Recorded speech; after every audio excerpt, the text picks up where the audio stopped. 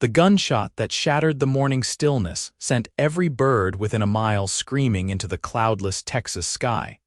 And Evangeline McKenna knew with absolute certainty that she had perhaps 3 minutes before Jack Corbett and his ruthless crew would be upon her. She ran through the scrub brush with her skirts gathered in both fists, her lungs burning as the September heat of 1881 pressed down on her like a wool blanket. Behind her, voices shouted orders she could not quite make out over the thundering of her own heartbeat in her ears.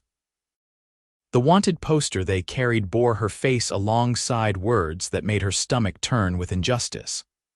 $5,000 for the woman who supposedly murdered Clayton Vance, the cattle baron who had tried to force her family off their land.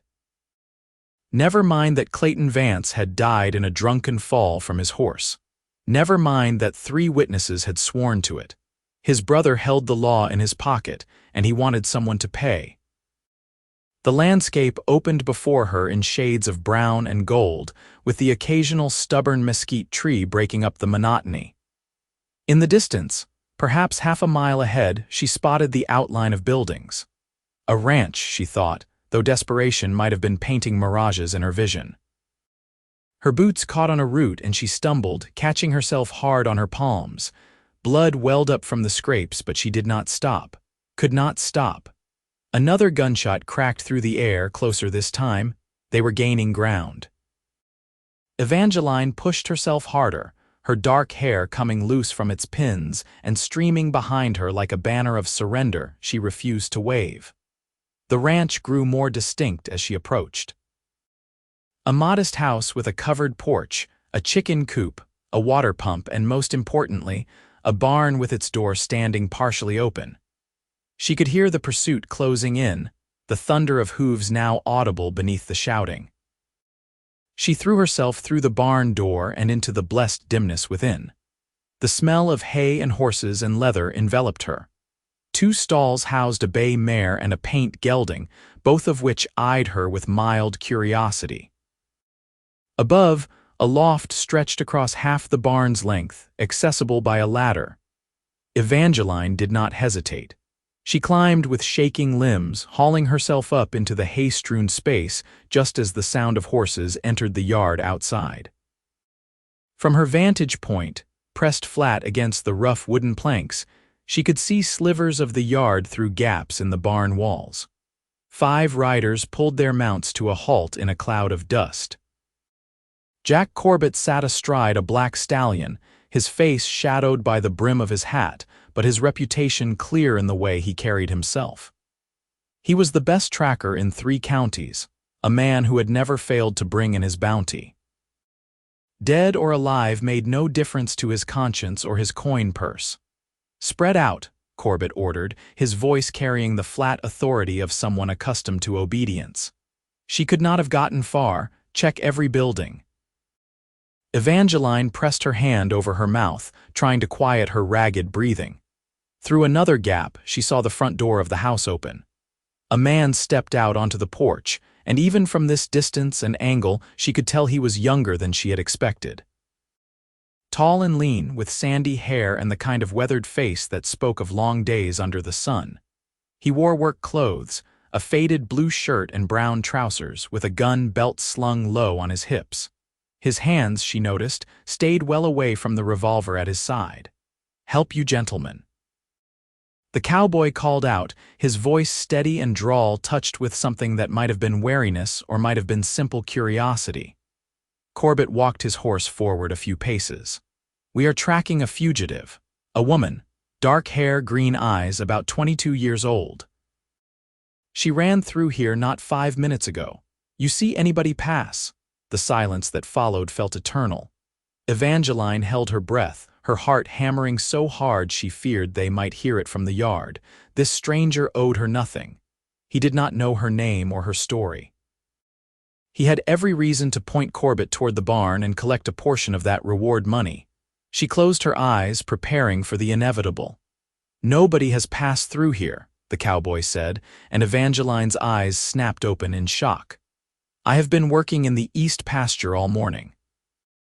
Just came back to get some tools from the barn, have not seen a soul." You are sure about that? Corbett's voice held a dangerous edge. I am sure. The cowboy's tone remained level, unbothered. Like I said, I have been out working. It is just me here. My hands are not due back until supper time. One of Corbett's men, a wiry fellow with a scar across his cheek, spoke up. Boss, maybe we should search the property. She could be hiding.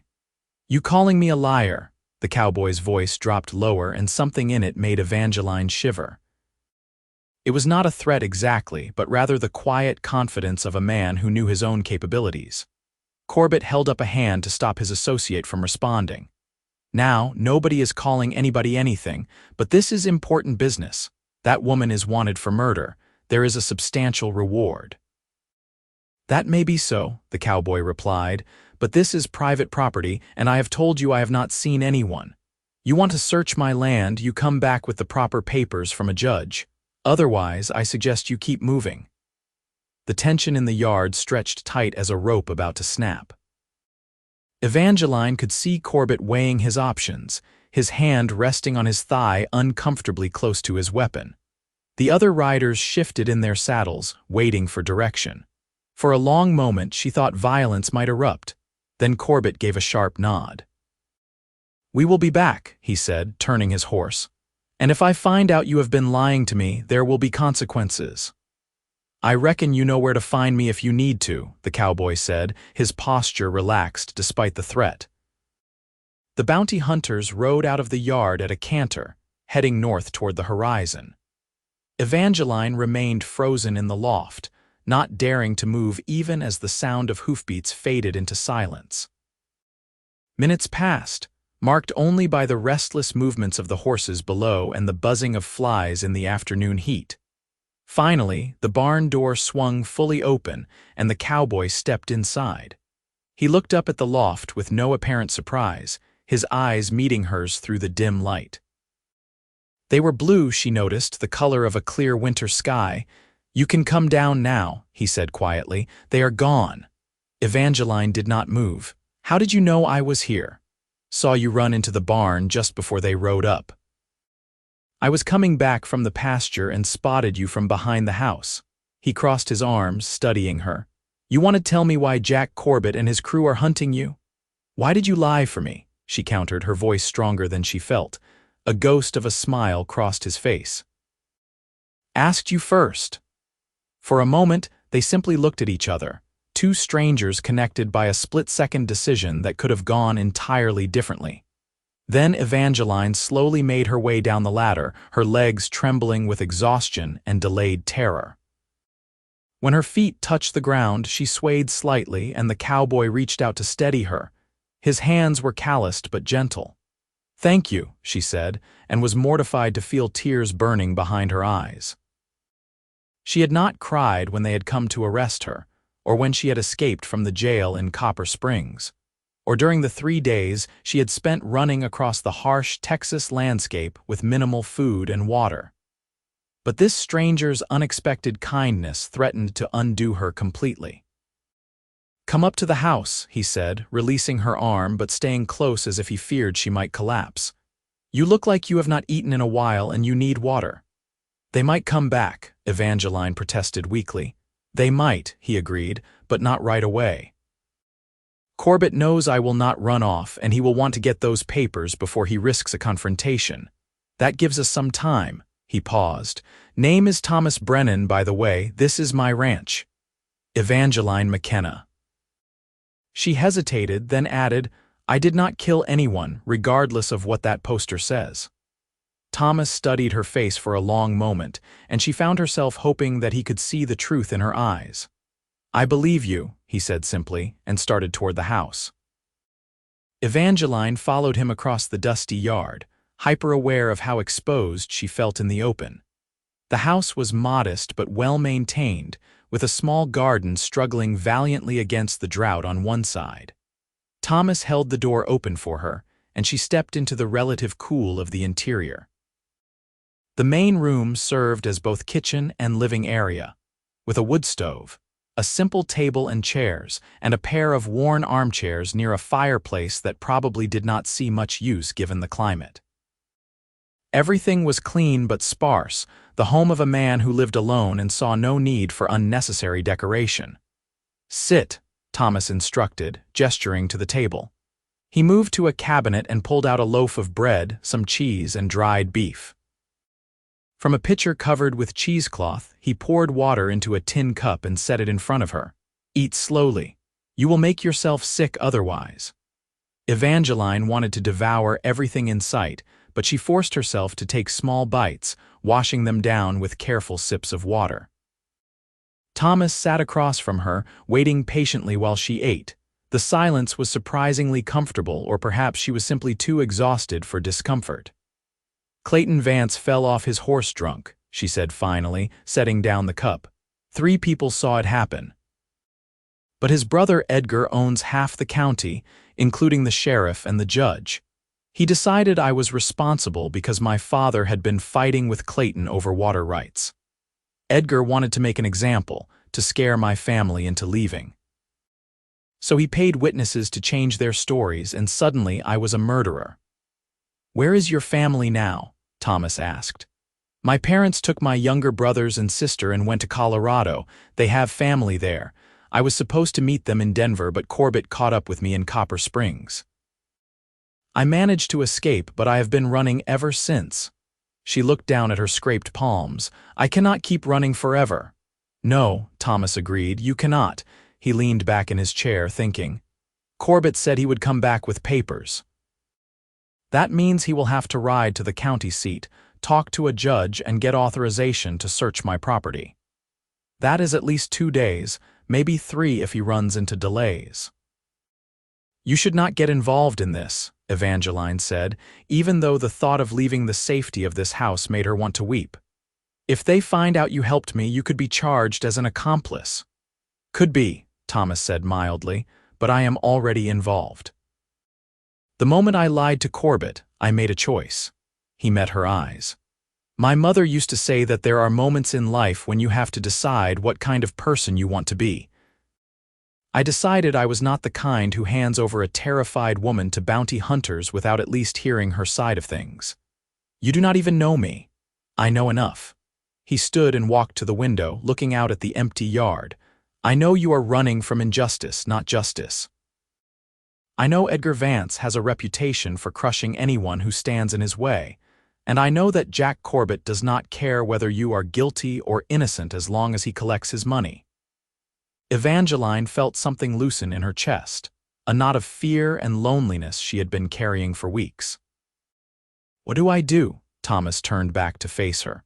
"First, you rest. You are dead on your feet. Second, we figure out a plan. Edgar Vance may have bought the law in one county, but he does not own all of Texas. There are honest judges, honest lawmen. We just need to find them." "We," Evangeline echoed. "I am not sending you back out there alone," Thomas said firmly. "You would not last another day with Corbett on your trail. Besides," a wry smile touched his lips, "I have already lied to a bounty hunter for you. Might as well see it through." Despite everything, Evangeline found herself smiling back. "You might be the most foolish man I have ever met, Thomas Brennan." "That is entirely possible," he admitted. "Come on. There is a spare room you can use. It is not much, but the bed is comfortable." He led her down a short hallway to a small bedroom containing a narrow bed, a dresser, and a washstand with a chipped basin. To Evangeline, who had spent the last several nights sleeping on the ground, it looked like paradise. "I need to go check on the cattle and finish some work," Thomas said from the doorway. "Lock the door behind me when I leave. If anybody comes to the house, you hide. There is a cellar entrance under the rug in the main room. Do not come out until you hear me call for you specifically." "Thomas," Evangeline said, and he paused. "Why are you doing this, really?"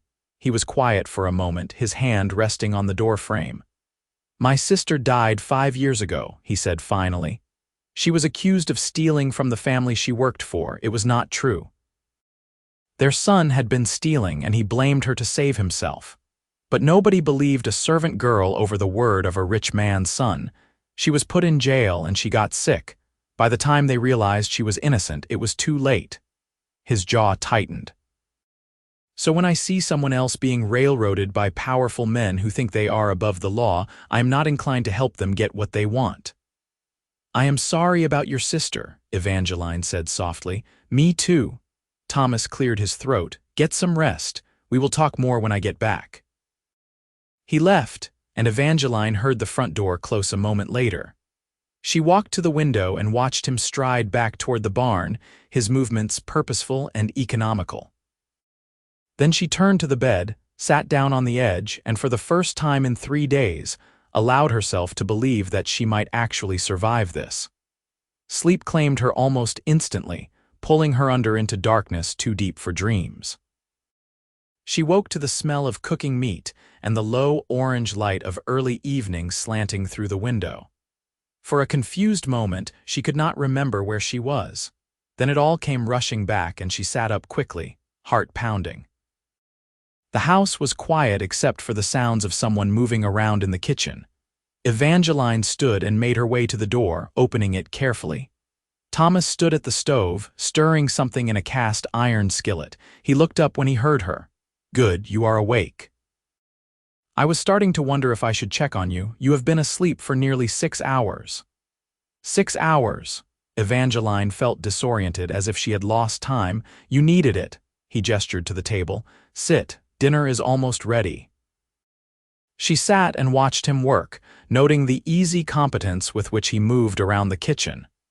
He served up plates of fried steak, beans, and cornbread, then joined her at the table. They ate in silence for a few minutes before Evangeline worked up the nerve to ask the question that had been nagging at her. Do you live here alone? I do now, Thomas said. This was my family's ranch. My father died of pneumonia when I was 19, and my mother passed 2 years after my sister. I have 2 older brothers, but they headed to California to try their luck in business. The ranch came to me. It must be lonely, Evangeline said without thinking, then flushed. I apologize. That was presumptuous. It is, Thomas said simply, but it is honest work and it is mine. That counts for something. He took a drink of water. What about you? What did you do before all this happened? I helped my mother run our household mostly. We had a small ranch, nothing like the Vance spread, but enough to get by. I took care of the chickens, helped with the garden, did mending for some of the families in town to bring in extra money. She smiled sadly. I had plans to become a teacher.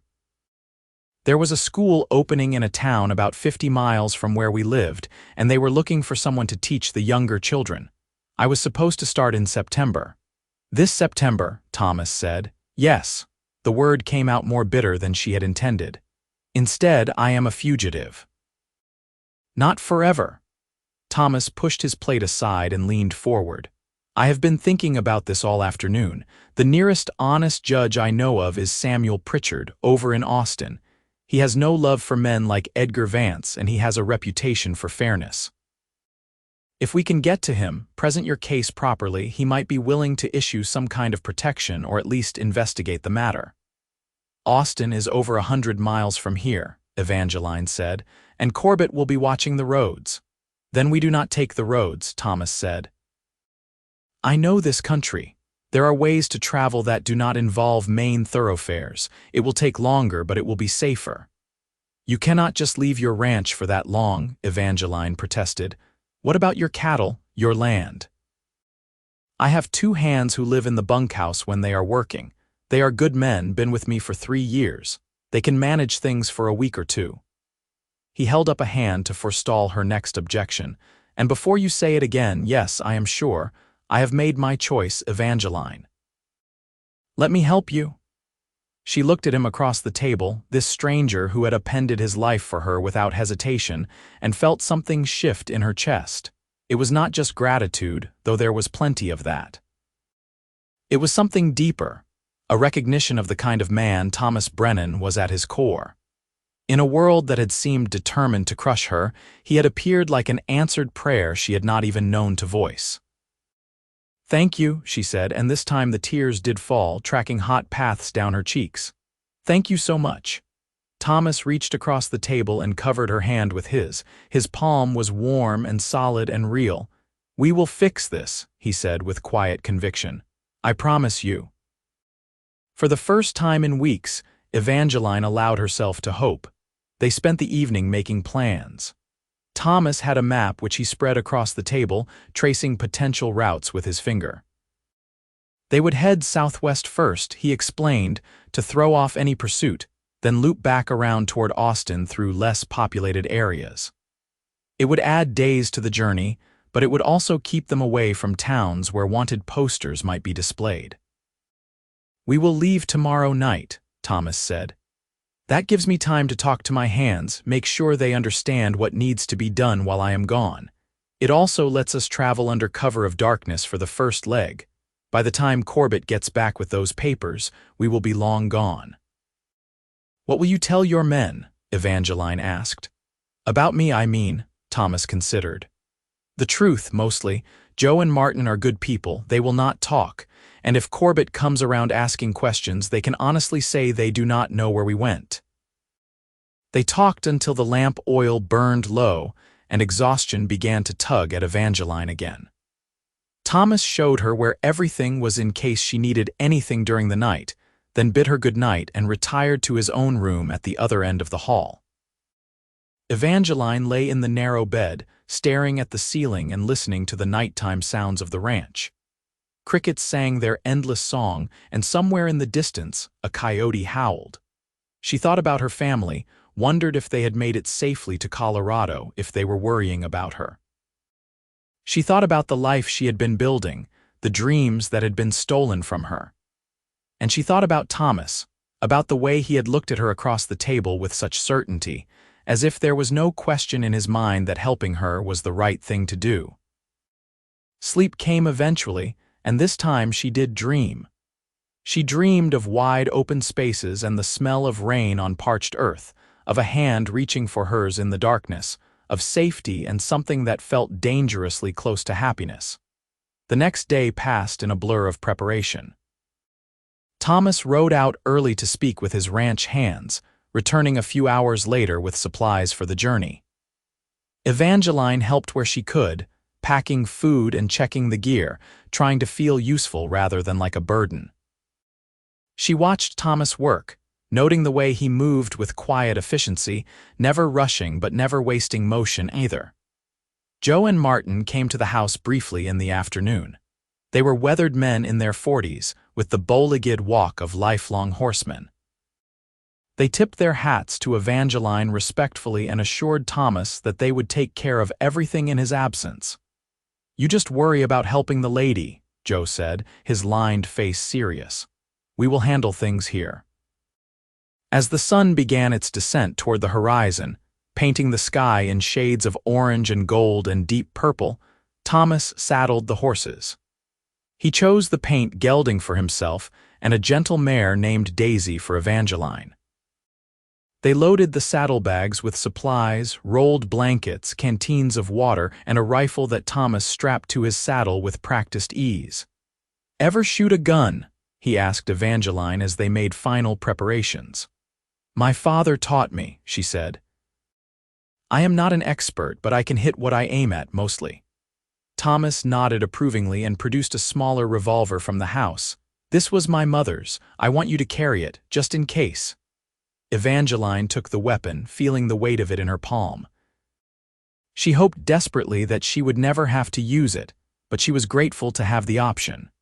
Thomas showed her how to check that it was loaded and where the safety was, then provided a holster that she strapped awkwardly around her hips. As full darkness fell, they mounted up. Thomas took one last look around his property, and Evangeline wondered what he was thinking. Was he worried about leaving? Did he regret his decision to help her? But when he turned to her, his expression was calm and resolute. "Ready?" he asked. "Ready," Evangeline confirmed, even though her heart was racing and her palms were sweating despite the cooling night air. They rode out heading southwest, just as Thomas had planned. The moon was bright enough to light their way without being so bright that they would be easily spotted from a distance. Thomas led, and Evangeline followed, trusting him completely because she had no other choice and because something in her gut said he was worthy of that trust. For hours they traveled in near silence. broken only by the steady rhythm of hoofbeats and the occasional murmured instruction from Thomas about watching for gopher holes or low-hanging branches. The landscape rolled past them, all shadows and silver light, beautiful in an austere way that made Evangeline's chest ache. They stopped near midnight to rest the horses and drink some water. Thomas studied the stars, orienting himself, then nodded in satisfaction. "We are making good time. We will ride for another couple of hours, then make camp." "Where did you learn to navigate like this?" Evangeline asked, stretching her sore legs. "My father," Thomas said. "He believed a man should know how to find his way in the world without depending on roads or signposts. We used to take trips out into the wilderness, just him and me, and he would teach me to read the land and the sky." A fond smile crossed his face. "My mother thought he was crazy, dragging a boy out into the middle of nowhere for days at a time, but I loved it." "He sounds like he was a good man," Evangeline said. "He was." Thomas's voice was soft. "I miss him. I miss all of them." They stood in companionable silence for a moment, two people bound by loss and circumstance, before Thomas indicated it was time to move on. They rode for another 2 hours as promised, finally stopping in a small hollow sheltered by scrub trees. Thomas made a cold camp, unwilling to risk a fire that might be spotted. They ate dried beef and hardtack, washing it down with water that tasted of metal from the canteens. Thomas laid out the bedrolls a respectful distance apart. "Try to get some sleep," he said. "I will take first watch." "Watch for what?" Evangeline asked, then immediately felt foolish. "Corbett, of course. And animals, and anyone else who might be traveling at night with less than honest intentions." Thomas settled himself against a tree trunk, the rifle across his knees. "This is not the safest country to be traveling through, especially not with a woman." Evangeline wanted to argue that she did not need protecting, but the truth was that she did, at least for now. She had never traveled like this before, never had to worry about night predators or bandits or any of the 100 other dangers that apparently lurked in the darkness. So instead, she wrapped herself in the blanket and lay down on the bedroll, which was surprisingly comfortable given that it was essentially just padding between her and the hard ground. "Thomas," she said into the darkness. "Yes. When this is over, when my name is cleared, I will find a way to repay you, I promise." "There is nothing to repay," Thomas said. "Now sleep." But sleep was elusive despite her exhaustion.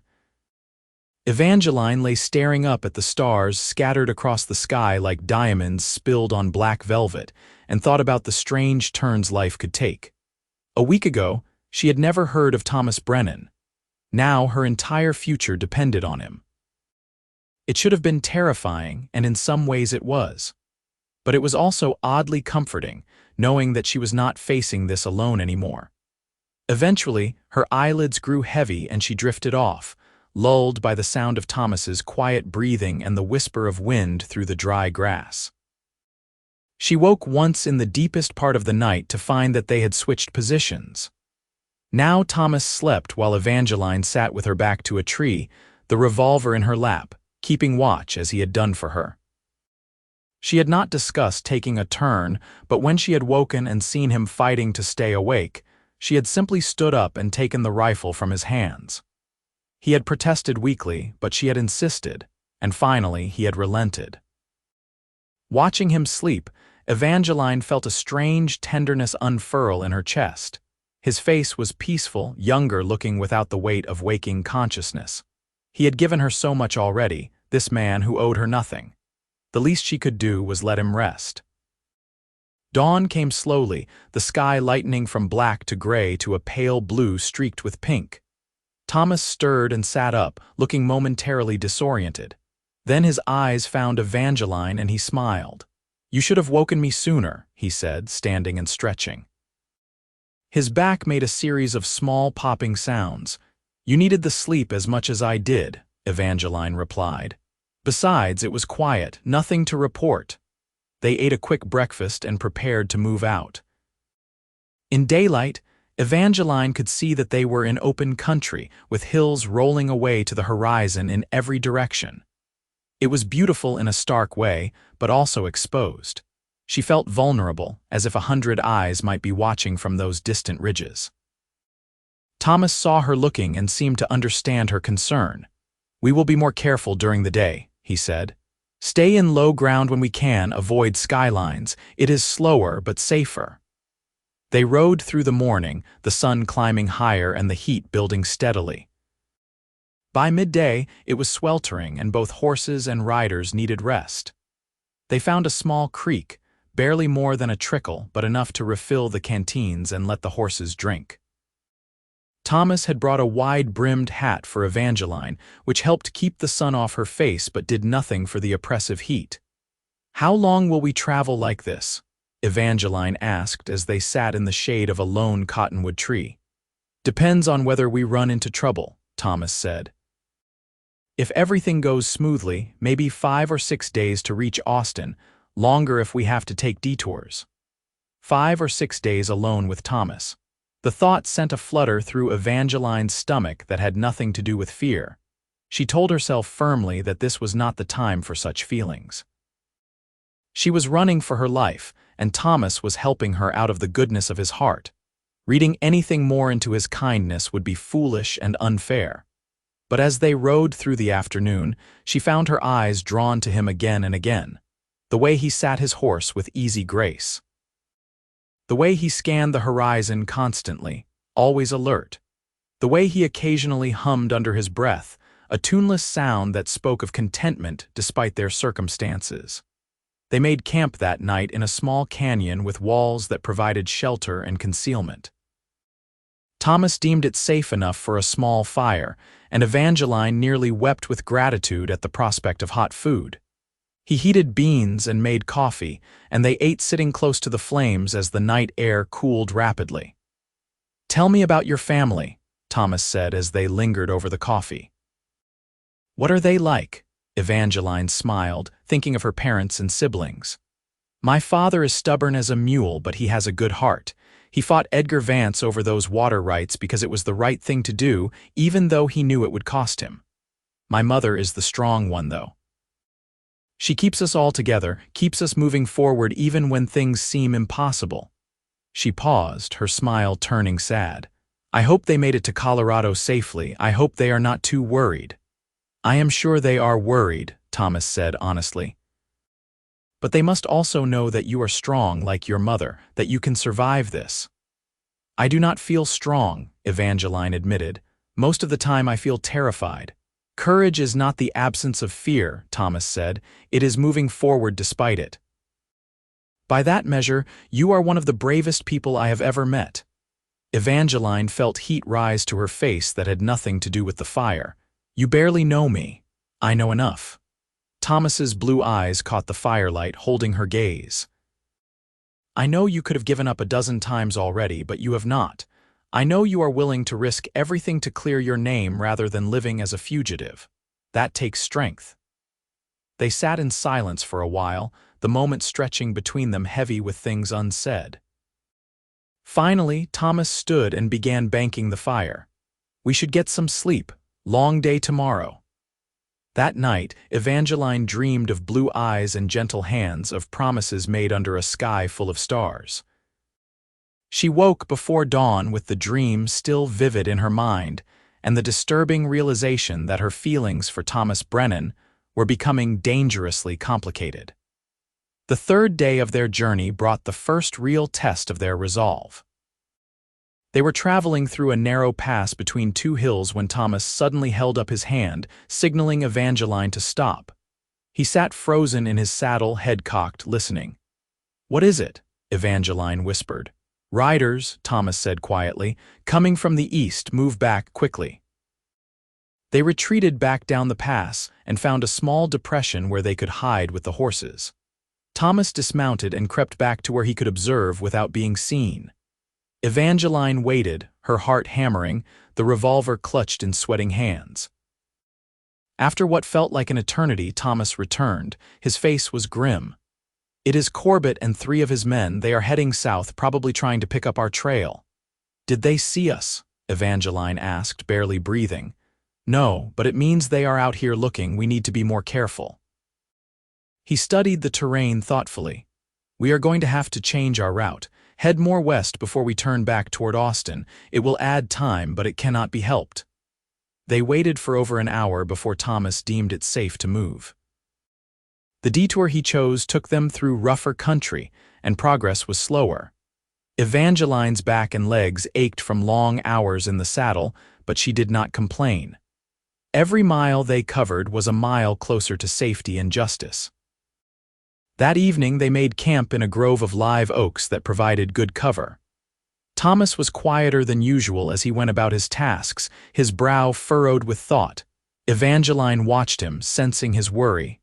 "What is it?" she asked finally. "What are you not telling me?" Thomas sighed and sat down across from her. "If Corbett is out here with only 3 men, that means he has split his crew. He has probably got the other 2 watching roads and towns, places we might go for supplies or help. He is trying to box us in." "Is it working?" Evangeline asked, even though she feared the answer. "Not yet," Thomas said, "but it makes things more complicated. We will need to be very strategic about where we go from here." "Maybe I should turn myself in," Evangeline said suddenly. The words came out before she could stop them, but once spoken, they hung in the air between them. "Maybe if I go back, you can testify to what really happened. Maybe that would be enough." "No," Thomas's voice was sharp, harder than she had ever heard it. "No, that is not an option." "They will hang you, Evangeline. Edgar Vance wants blood and he does not care whose it is as long as someone pays. Turning yourself in would be suicide." "But you are risking so much," Evangeline said, her voice breaking. "Your ranch, your safety, maybe your life. I cannot ask you to keep doing this." Thomas moved around the fire and knelt in front of her, taking her hands in his. The touch sent electricity racing up her arms. "You are not asking me," he said intensely. "I am choosing this. I am choosing to help you because it is the right thing to do and because—" He stopped, swallowed hard. "Because I could not live with myself if I let something happen to you." "Why?" Evangeline whispered. "Why do you care so much?" For a long moment Thomas did not answer. Then he said, very quietly, "Because from the moment I saw you climb down from that loft, terrified but still fighting, still refusing to give up, I have not been able to stop thinking about you. Because you are brave and kind and you deserve justice. And because I have been alone for a long time and suddenly I do not want to be alone anymore." Evangeline's breath caught. "Thomas, You do not have to say anything," Thomas said quickly, releasing her hands and standing. "I should not have said that, I am sorry. You have enough to worry about without me adding to it." "No," Evangeline said, standing as well. "No, you should have said it, because I have been feeling the same way and telling myself I was being ridiculous." Thomas turned back to look at her, hope and uncertainty warring on his face. "You have." "Yes," Evangeline took a breath, gathering her courage. "I know the circumstances are insane, I know we barely know each other, but when I am with you I feel safe in a way I have not felt since this nightmare began, and it is not just about protection. It is you. The way you listen, the way you make decisions without second-guessing yourself, the way you see the world. I care about you, Thomas, more than I probably should." The distance between them closed, though later Evangeline could not have said which of them moved first. Thomas's hands came up to cup her face, gentle despite their calluses, and he looked at her as if she was something precious and fragile. "I am going to kiss you now," he said, giving her every chance to pull away. "If that is all right." "It is more than all right," Evangeline whispered. When his lips met hers, it felt like coming home to a place she had never been but had always been searching for. The kiss was tender at first, almost tentative, 2 people learning each other. Then it deepened, became something more urgent, more desperate, as if they were both trying to pour everything they felt into that single point of connection. When they finally pulled apart, both breathing hard, Thomas rested his forehead against hers. "This changes things," he said. "I know," Evangeline replied. "Is that all right?" "It is more than all right," Thomas said, echoing her words, and they both smiled. They sat close together for the rest of the evening, talking in low voices about everything and nothing. Evangeline learned that Thomas loved to read but rarely had time for it, that his favorite season was spring when the wildflowers bloomed, that he had once wanted to be a schoolteacher before circumstances forced him to take over the ranch. Thomas learned that Evangeline could speak a little Spanish, that she had a talent for sketching though she had not done it in years, that her favorite thing in the world was the smell of rain on dry earth. The conversation flowed easily, naturally, as if they had known each other for years rather than days. And when they finally settled into their bedrolls, still maintaining a respectful distance because Thomas was too much of a gentleman to suggest otherwise, Evangeline felt a peace settle over her that had nothing to do with safety and everything to do with the man keeping watch beside her. The next morning brought new challenges. They had to cross a wide stretch of open ground with no cover, which meant traveling at night again. They spent the day resting in a small cave Thomas found, emerging only after the sun had set. The night ride was tense, both of them scanning the darkness for any sign of pursuit, but they made it across without incident. By the fifth day, they had traveled far enough west that Thomas felt comfortable beginning the turn back toward Austin. They were both tired, grimy from days without a proper bath, and the supplies were running lower than Thomas would have liked, but they were also closer to their goal than they had been. "We should reach the outskirts of Austin by tomorrow evening," Thomas said as they rode. "Then we need to figure out how to get you to Judge Pritchard without being spotted." "One problem at a time," Evangeline said, trying to sound braver than she felt. That night they camped near another small creek. The water was clear and cold, and Evangeline could not resist the temptation. "I am going to wash," she announced. "I cannot stand being this dirty anymore." Thomas nodded. "I will keep watch from here. Call if you need anything." Evangeline made her way downstream, far enough for privacy but close enough that Thomas could hear her if she called out. She stripped down to her chemise and knelt by the water, scrubbing her face and arms and neck with a cloth. The cold water was a shock to her sun-warmed skin, but it felt glorious.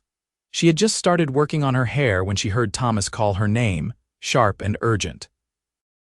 Evangeline grabbed her gun and scrambled back toward camp, her wet feet slipping on the rocks. She found Thomas standing rigid, staring at something in the darkness beyond the firelight.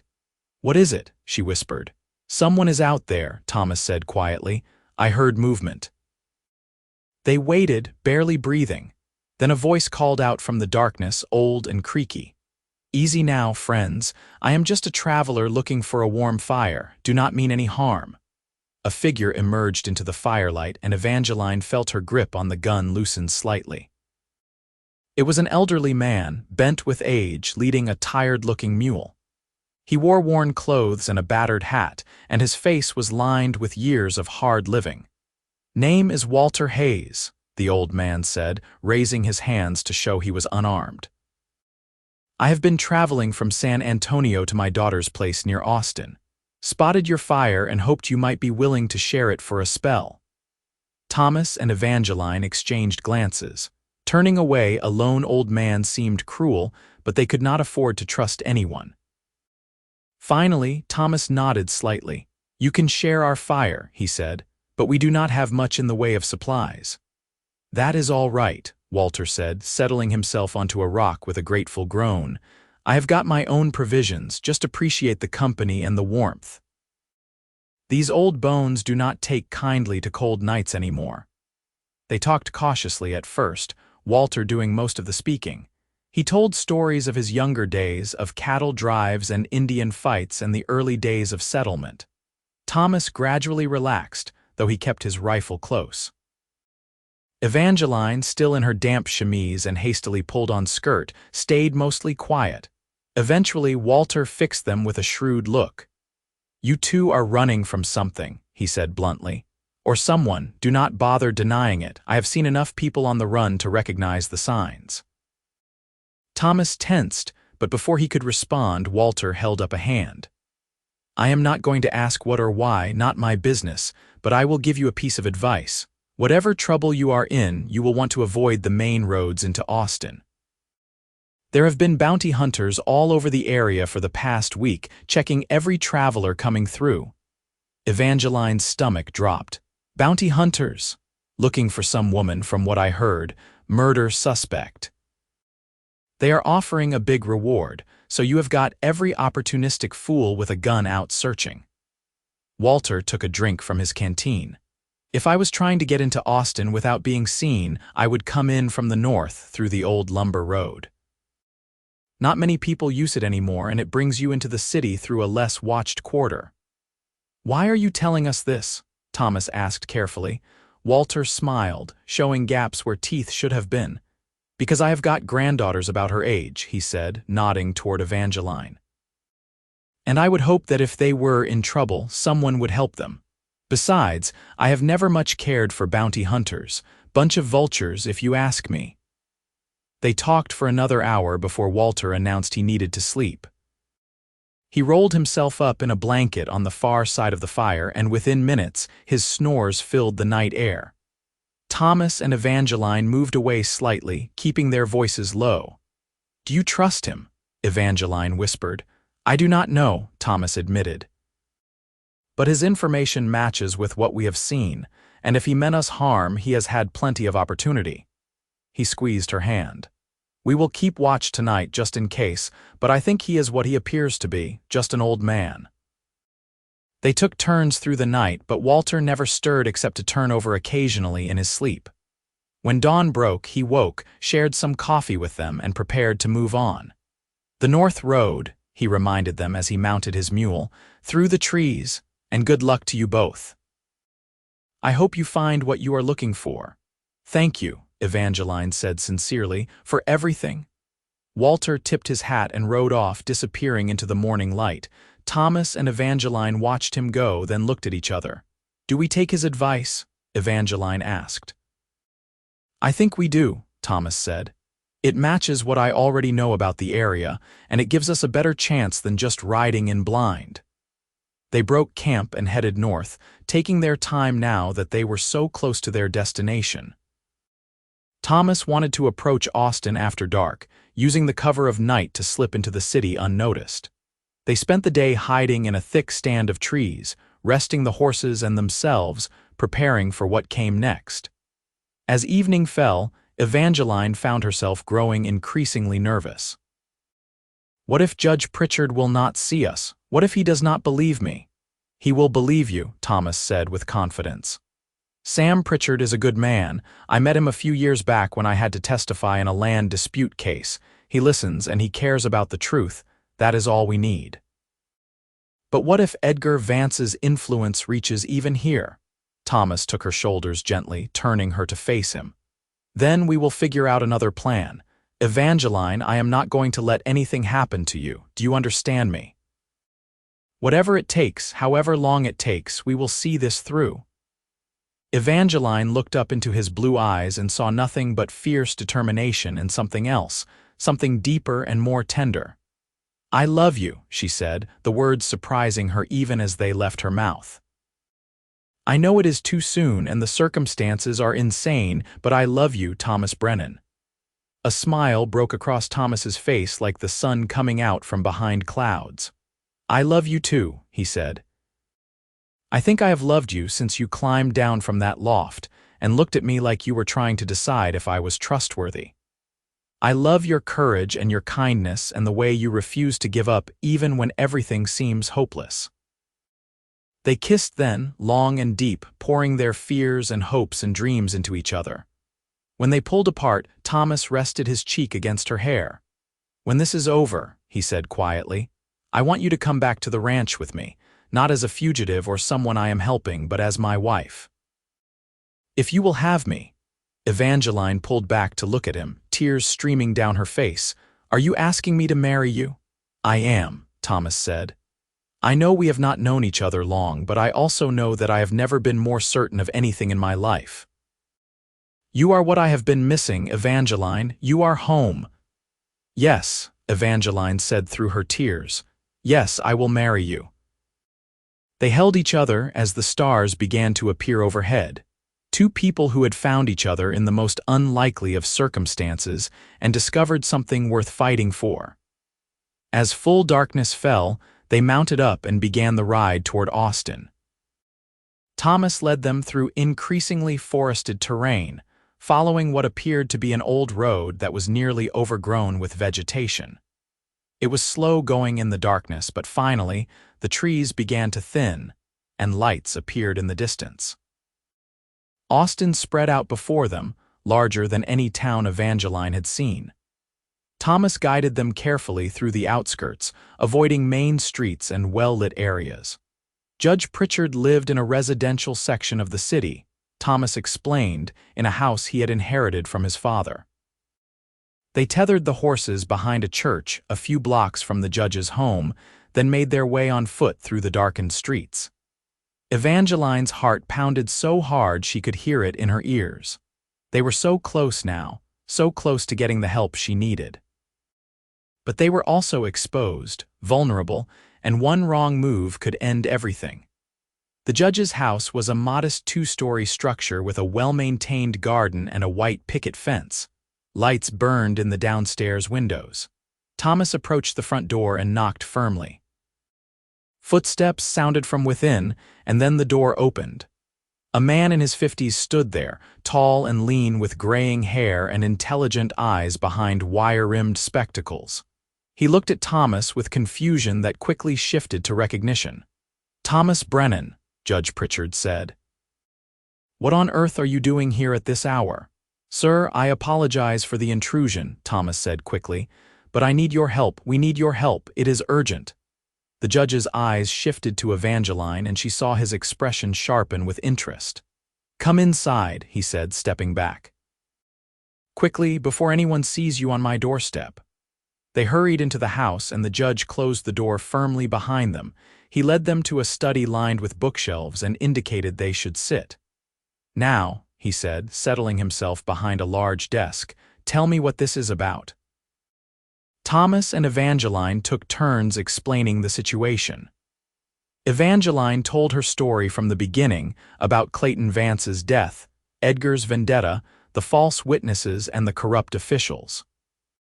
Thomas added his part about how he had sheltered her and helped her escape, about their journey to Austin and the bounty hunters pursuing them.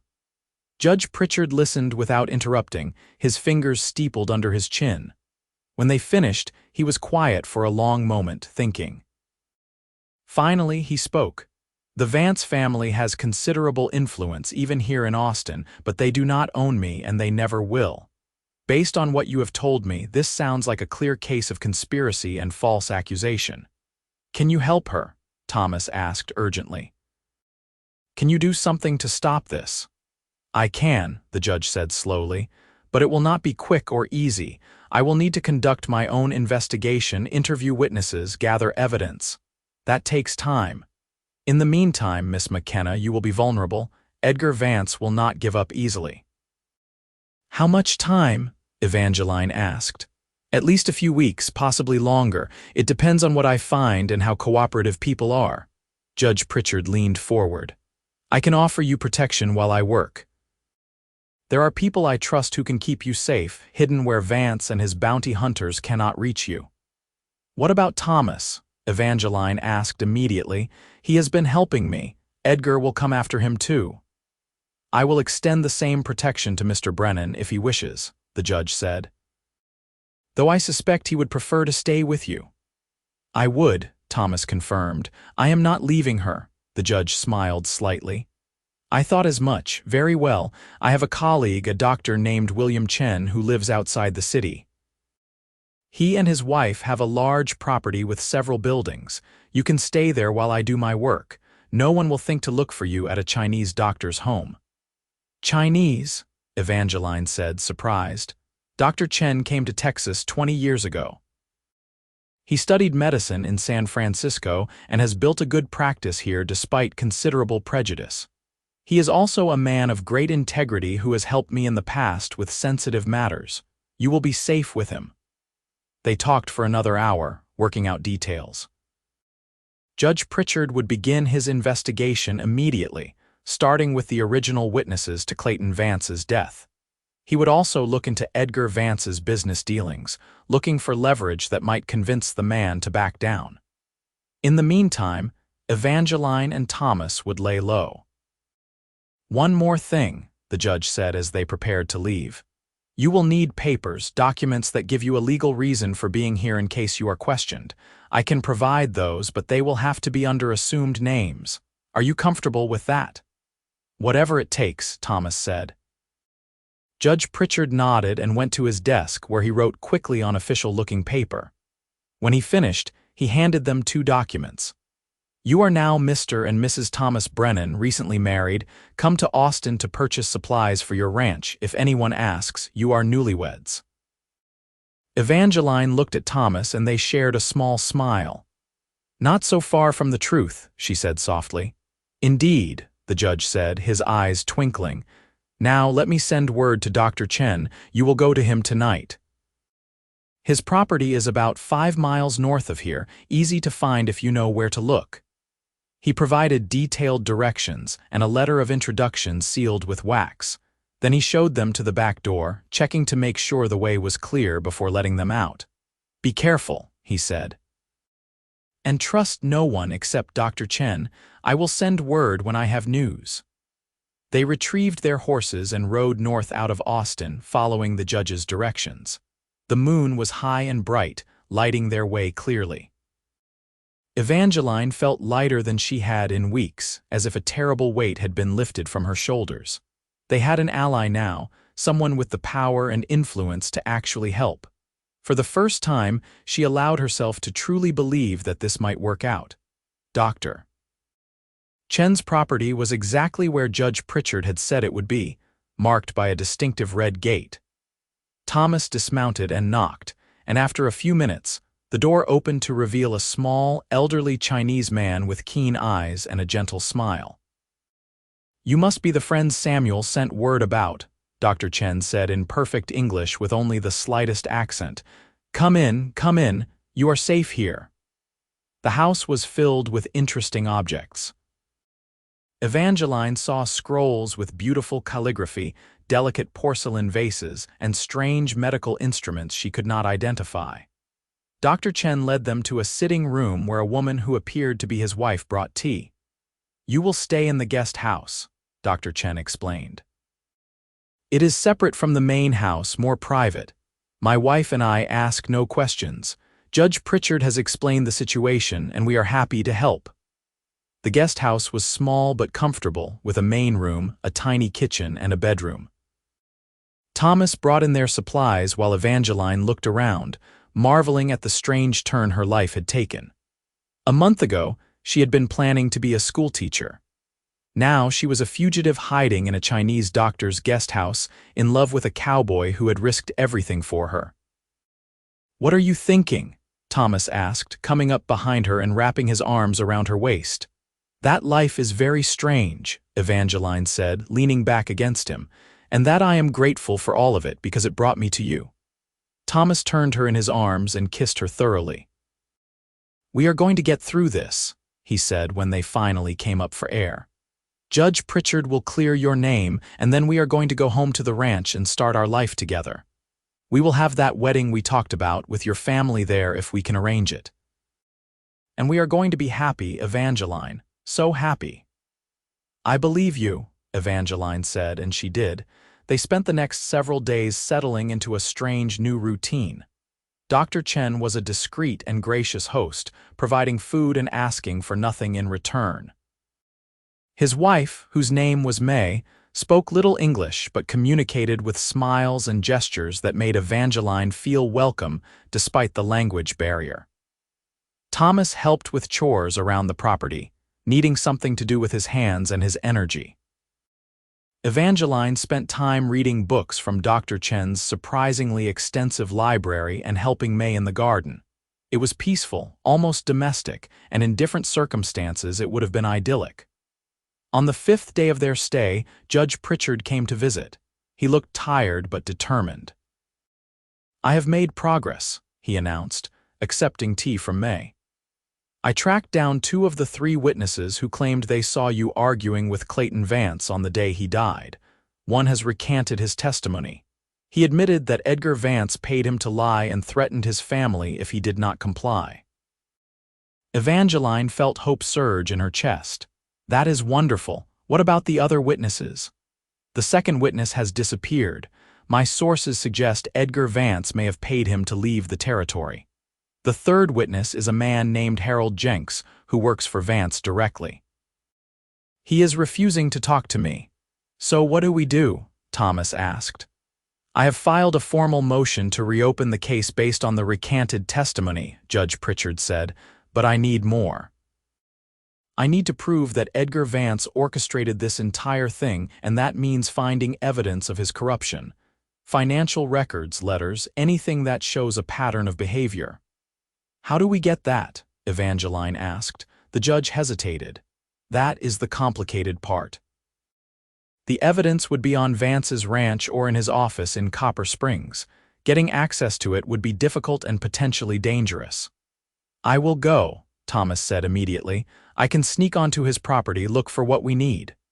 Absolutely not, Evangeline said firmly. It is too risky.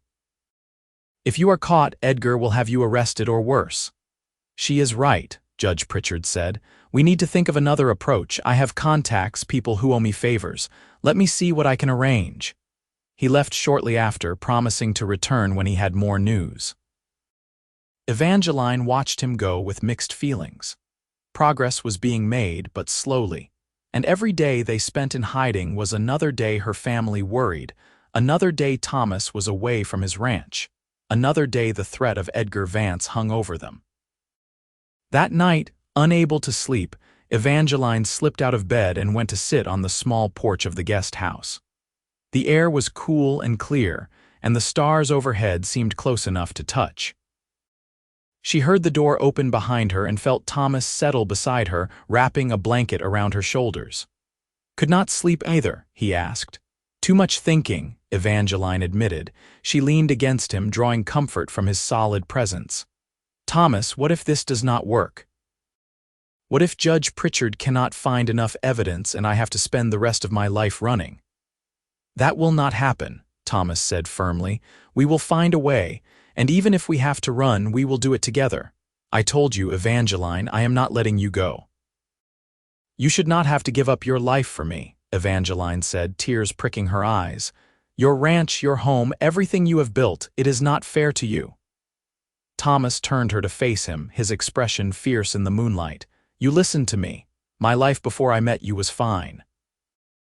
It was comfortable and predictable and safe. But it was also lonely and empty in ways I did not even realize until you showed up. You have given me something worth fighting for, worth risking everything for. Do you understand? You are not taking anything from me. You are giving me everything I did not know I needed. Evangeline kissed him then, pouring all her love and fear and hope into it. They held each other under the stars, two hearts beating as one, and made silent promises about the future they would build together. Another week passed. Judge Pritchard visited twice more, each time bringing small updates but nothing definitive. The waiting was agony, but there was nothing to be done except trust in the process and try to maintain hope. Then, on a gray morning that threatened rain, Judge Pritchard arrived looking energized in a way he had not before. I have it, he announced without preamble, the evidence we need. He spread papers out on the table. One of Vance's business associates turned on him. Apparently, Edgar has been involved in a number of questionable deals, including bribing officials and intimidating witnesses in other cases, not just yours. This man kept copies of correspondence, financial records, everything. He brought it all to me yesterday in exchange for immunity on some other charges. Evangeline could hardly breathe. Is it enough? It is more than enough, Judge Pritchard said with satisfaction. Edgar Vance is going to be arrested and charged with multiple crimes, including conspiracy to commit perjury, bribery, and abuse of power. The charges against you will be dismissed. It is over, Miss McKenna. You are free. For a moment, Evangeline could not process the words. Then suddenly she was crying, great heaving sobs of relief and joy. Thomas pulled her into his arms, holding her tightly as she shook. It is over, he murmured into her hair. "It is finally over." "There will be some formalities," Judge Pritchard said gently.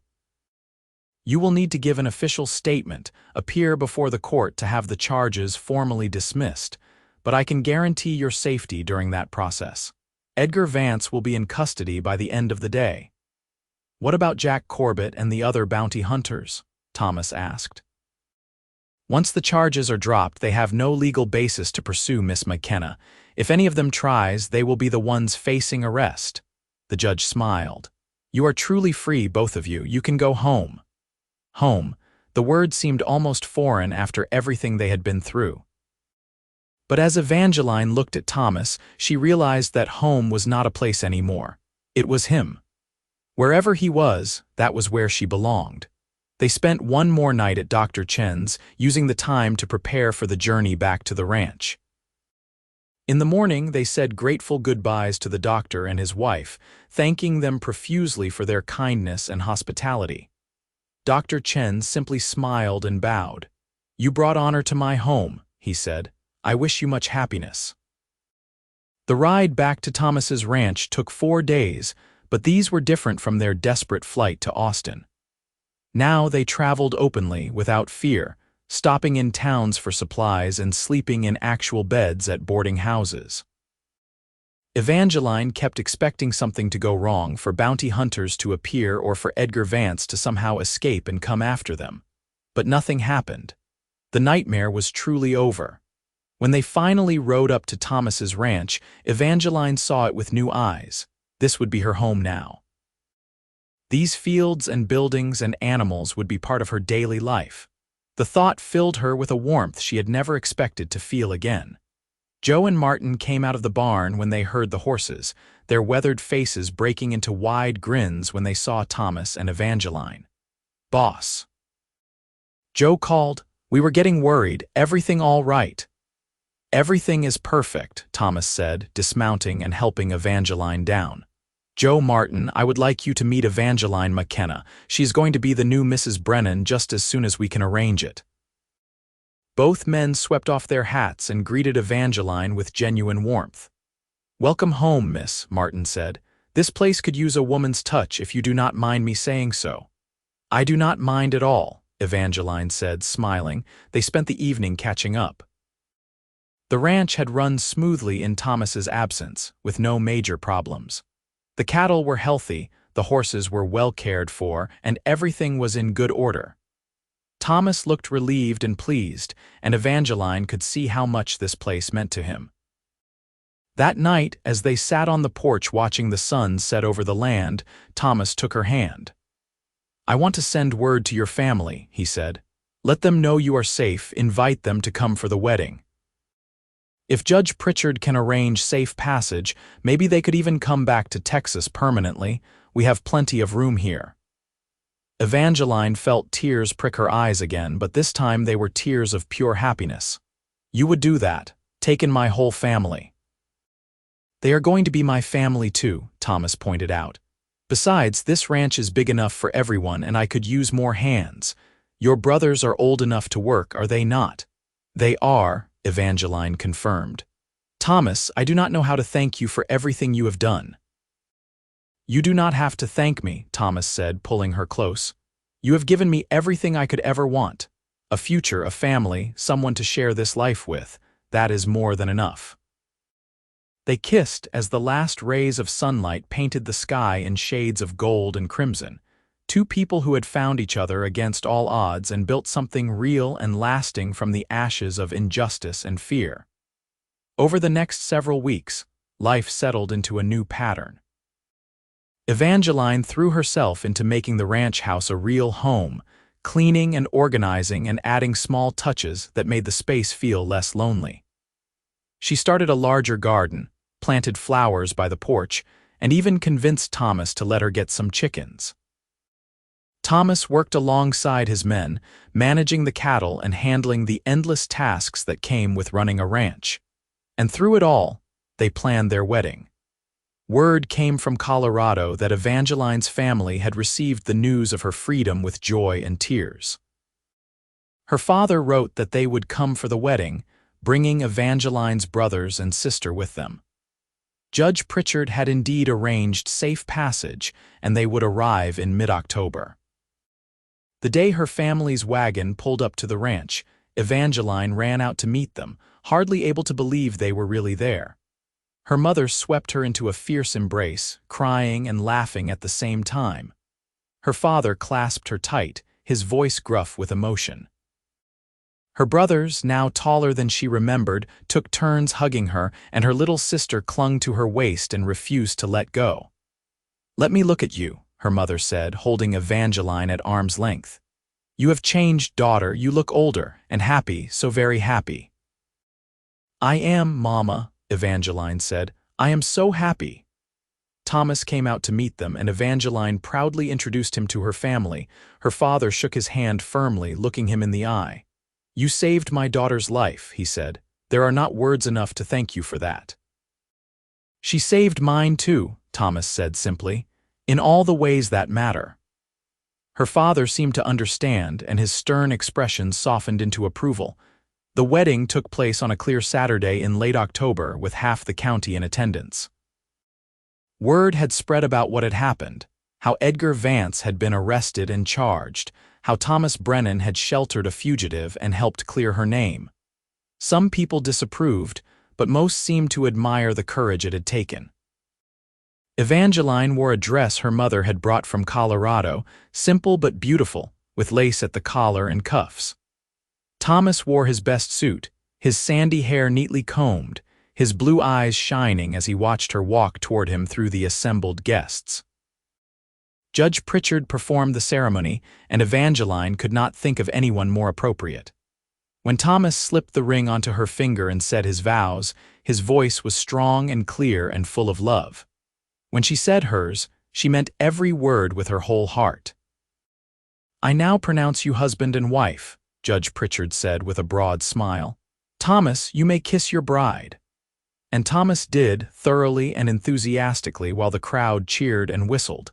Evangeline laughed against his lips, giddy with joy. The celebration lasted well into the night, with food and music and dancing. Evangeline danced with her father and her brothers, with Joe and Martin, with Judge Pritchard, and even with Dr. Chen, who had made the journey to attend. But mostly she danced with Thomas, held close in his arms as they swayed to fiddle music under a sky full of stars. "Happy," Thomas murmured in her ear. "Happier than I ever thought possible," Evangeline replied. As the evening wound down and guests began to leave, Evangeline stood with Thomas on their porch, watching the torches and lanterns bob away into the darkness. Her family had decided to stay in Texas, accepting Thomas's offer to help them find land nearby. Her brothers would work on the ranch while her father looked for property. Her mother and sister would stay in the house with them until other arrangements could be made. It was crowded and chaotic and absolutely perfect. "What are you thinking?"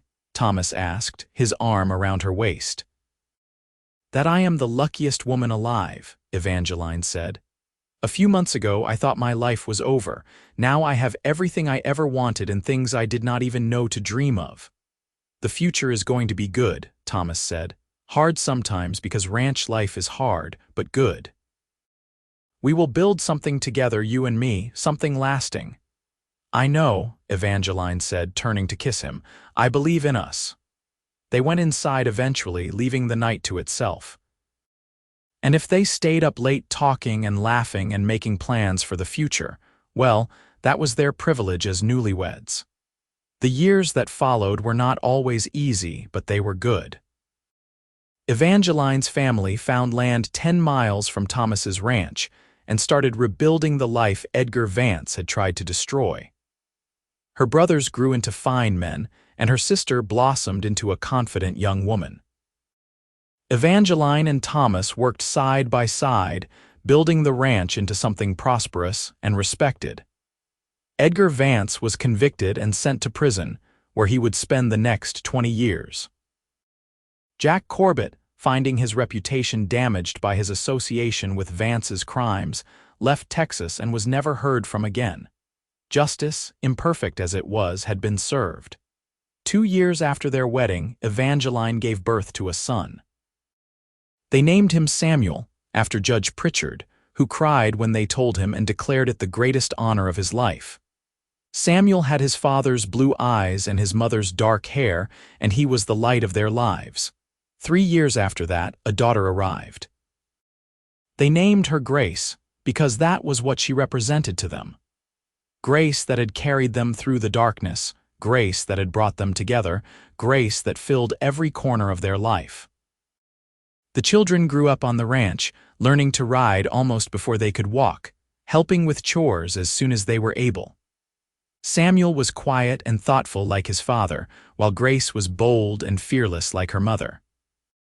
Together they were a perfect balance, and Evangeline and Thomas loved them with a fierce devotion.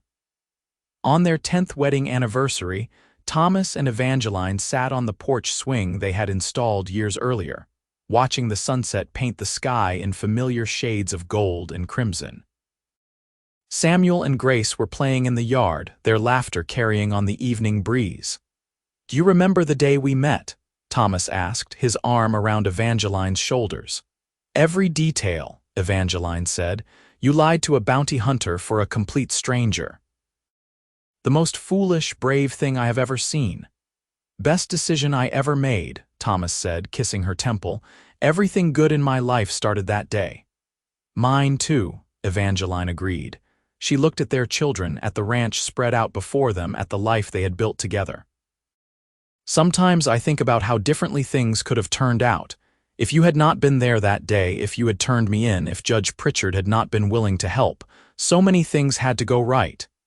"But they did go right," Thomas said, "because we made them go right." "We fought for this, Evangeline. We earned it." She nodded, leaning her head against his shoulder. He was right. They had fought for their happiness, had refused to give up even when everything seemed hopeless, and now they had this beautiful life full of love and family and purpose. "Mama, Papa." "Watch this," Grace called, and they looked up to see her attempting to climb onto one of the fence rails. Samuel stood nearby, ready to catch her if she fell. "Be careful," Evangeline called, but she was smiling. Grace would be fine. Both their children would be fine, because they were growing up surrounded by love and safety and the kind of support that Evangeline had fought so hard to find. As darkness fell and the children came running in for supper, Evangeline took one last look at the land spread out before them. This ranch, this home, this life. It had all started with a split-second decision in a barn with a lie told to protect a stranger, and from that single moment of courage and compassion, everything else had followed. They went inside to the warmth and light and laughter of their family. The door closed behind them, and through the window, the stars began to appear one by one in the darkening sky, watching over the ranch and the people who had made it a home. Years continued to pass in the way they do, marked by seasons and celebrations, by hardships weathered and triumphs celebrated. Samuel grew into a young man who loved the ranch as much as his father did, learning every aspect of the business with quiet dedication. Grace surprised everyone by showing a talent for teaching, and at 18 she left to attend a teacher's college in Austin, fulfilling the dream her mother had once held. Thomas and Evangeline aged together, their faces gaining lines that spoke of laughter and sun and a life well lived. Thomas's hair turned silver at the temples, and Evangeline's developed threads of gray that she refused to hide. They wore their age with pride, each line and wrinkle a testament to the years they had survived together. On their 25th anniversary, Judge Pritchard came to visit, now retired but still sharp as ever. He sat on the porch with Thomas and Evangeline, sipping lemonade and reminiscing about the case that had brought them all together. "I have presided over hundreds of cases in my career," the judge said, "but yours is the one I am most proud of, not just because we got the right outcome, but because of what came after. You two built something remarkable here." "We had help," Thomas said, raising his glass to the judge. "We never could have done it without you." "I was happy to be part of it," Judge Pritchard said. "Justice is important, but love is what gives life meaning. You two have both in abundance." That evening, as they prepared for bed, Evangeline found Thomas standing at the bedroom window, looking out over the moonlit ranch. She came to stand beside him, slipping her hand into his. "What are you thinking about?" she asked. "Everything," Thomas said. "All of it. The journey we have taken, the life we have built. I was just remembering that first night when you were hiding in my barn and I had to decide what kind of man I wanted to be." "You chose to be the best kind," Evangeline said softly. "You chose courage and compassion over safety and comfort." "You saved me, Thomas." "We saved each other," Thomas corrected, turning to face her. "I was so lonely before you came into my life, Evangeline. I did not even realize how lonely until you were there, and suddenly everything made sense. You gave me purpose and joy and a reason to be better." "I love you," Evangeline said, the words as true now as they had been the first time she had spoken them.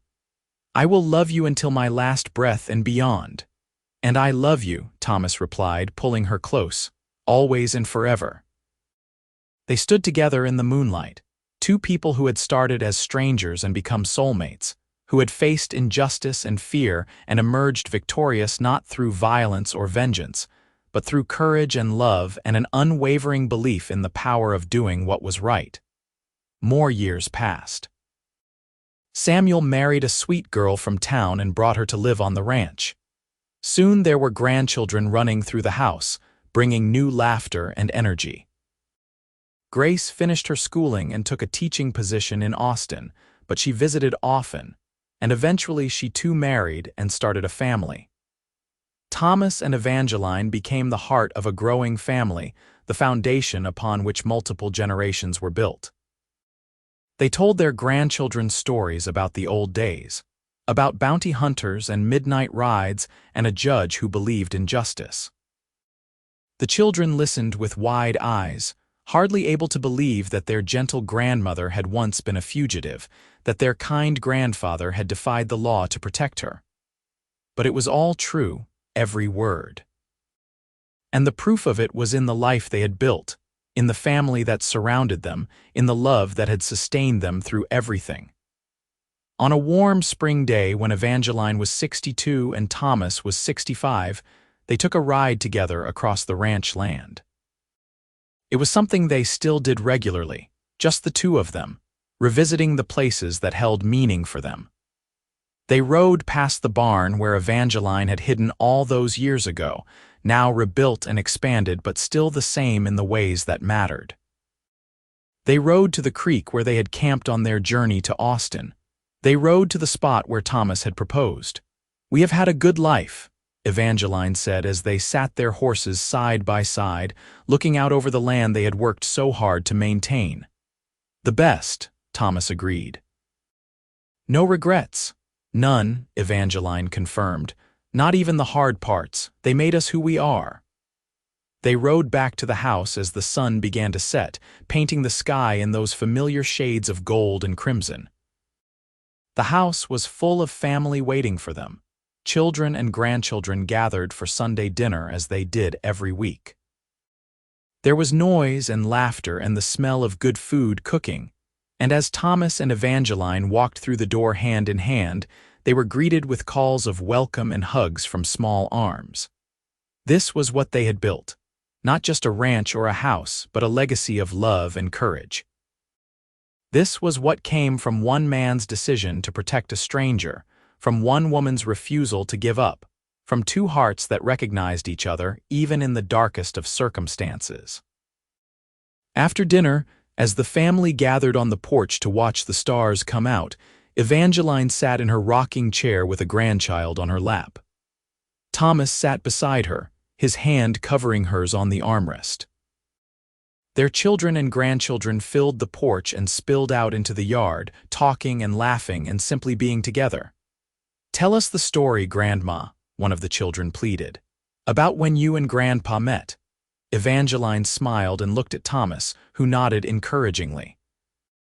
So she told the story once more, about running from bounty hunters and hiding in a barn, about a cowboy who lied and said he had seen nobody pass, about a journey to Austin and a judge who believed in justice.